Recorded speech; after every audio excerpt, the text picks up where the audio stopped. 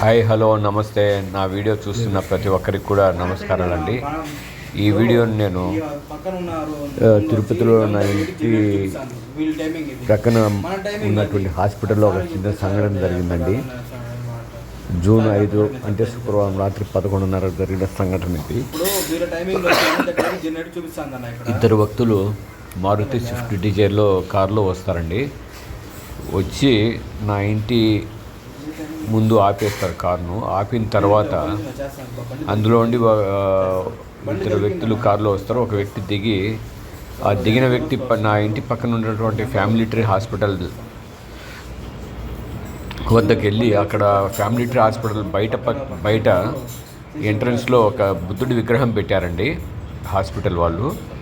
కేవలం దొంగతనంగా వచ్చిన వాళ్ళు ఆ బయట ఉన్నటువంటి ఆ విగ్రహాన్ని తీసుకొని మళ్ళీ కారులో తిరిగి వెళ్ళిపోతారండి. చూడండి, ఇప్పుడు నా ఇంటి ముందు వచ్చి కారు ఆపారు. అందులో ఉంటే ఒక వ్యక్తి దిగుతాడు.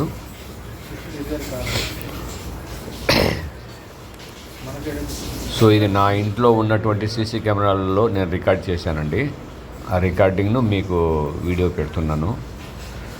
చూడ దిగిన వ్యక్తి వెళ్ళి ఆ విగ్రహాన్ని తీసుకొచ్చి కారులో వెళ్ళిపోతారండి.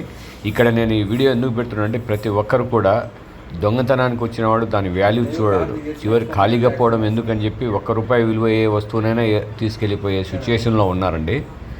అందుకే ప్రతి ఒక్కరు కూడా ఎట్టి పరిస్థితుల్లో కూడా చాలా అప్రమత్తంగా ఉండాలి. ఇంటి గేటు తాళాలు వేసుకోవాలి. ప్రతి ఒక్కరు కూడా ఇంటి ముందు సీసీ కెమెరా పెట్టుకుంటే చాలా మంచిదండి, చాలా సేఫ్టీ. ఏదైనా జరిగిన సందర్భాన్ని కూడా పోలీసులు ఛేదించేదానికి కూడా చాలా ఈజీగా ఉంటుంది. సో నా ఇంటి బయట సీసీ కెమెరా ఉంది కాబట్టి ఇందులో నేను రికార్డ్ చేశాను. ఆ రికార్డింగ్ను పోలీసులు చేజ్ చేసేదానికి ఉపయోగపడిందండి. చూడండి, ఆ వ్యక్తి కేవలం ఆ విగ్రహం, ఒక మూరడు పొడవు ఉండే విగ్రహాన్ని తీసుకెళ్ళిపోతున్నాడు.